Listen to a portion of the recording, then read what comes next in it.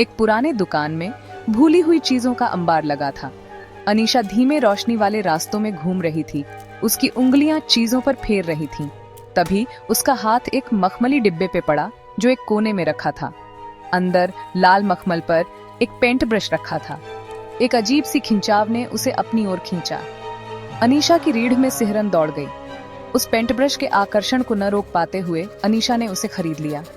वो जल्दी से घर गई। उसकी नसों में एक अजीब सी बेचैनी थी। जैसे ही वो अपने स्टूडियो में गई, खाली कैनवास उसे बुला रहा था। उसके बाहर की दुनिया गायब सी हो गई।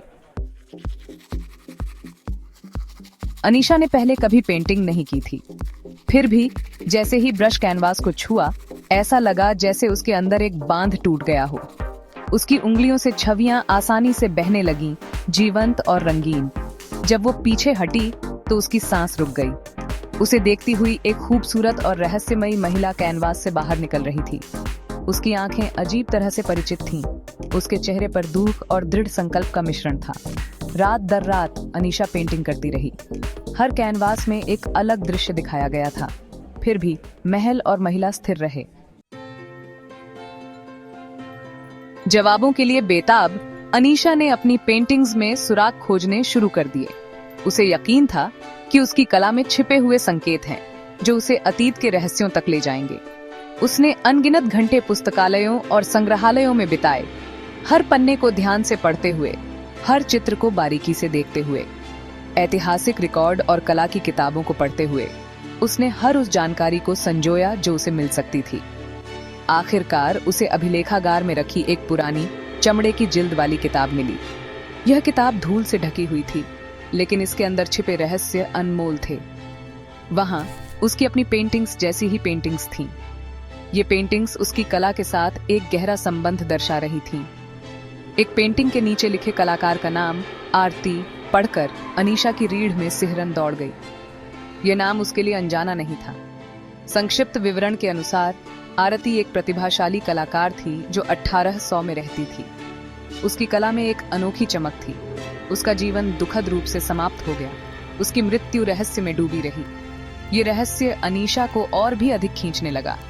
अनीशा ने आरती के साथ एक अटूट संबंध महसूस किया। अतीत की इस महिला के प्रति एक खिंचाव। ये खिंचाव उसे और गहराई में ले जा रहा था। ये आरती का जीवन था जो उसके जीवन में रिस रहा था। भूतकाल और वर्तमान के बीच की रेखा धुंधली होती जा रही थी। अनीशा को ऐसा लगने लगा कि वह आरती के अधूरे सपनों को पूरा करने के लिए चुनी गई है। एक रात जब अनीशा एक नए कैनवास पर काम कर रही थी, उसकी कल्पना में रंग भरते हुए उसने अपने स्टूडियो में एक बदलाव देखा। ये बदलाव इतना सूक्ष्म था कि पहले तो उसे समझ नहीं आया। उसकी आंख के कोने में एक परछाई दिखाई दी। ये परछाई धीरे धीरे आकार ले रही थी। जब उसने मुड़ा तो उसका खून जम गया। उसकी सांसें थम गईं और दिल की धड़कन तेज हो गई। उसके पीछे एक छायादार आकृति खड़ी थी जो धीरे धीरे और स्पष्ट होती जा रही थी। उसकी विशेषताएं अस्पष्ट थीं, लेकिन उसकी उपस्थिति निर्विवाद रूप से खतरनाक थी। यह आकृति जैसे उसके मन में डर बो रही थी। डर उसे निगलने की धमकी दे रहा था, जैसे उसकी आत्मा को जकड़ रहा हो। लेकिन अनीशा अपनी जगह पर डटी रही। उसने अपने भीतर की ताकत को महसूस किया। ब्रश उसके हाथ में अजीब तरह से आरामदायक लगा, जैसे यह उसका हथियार हो।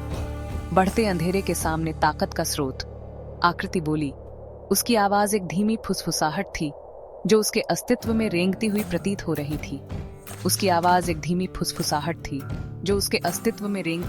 हो रही थी। यह आवाज उसके मन में गूंज रही थी। इसने विश्वासघात की, चुराए गए जीवन की और उन सपनों की बात की जो कभी पूरे नहीं हुए। एक कर्ज की बात की जिसका भुगतान किया जाना था।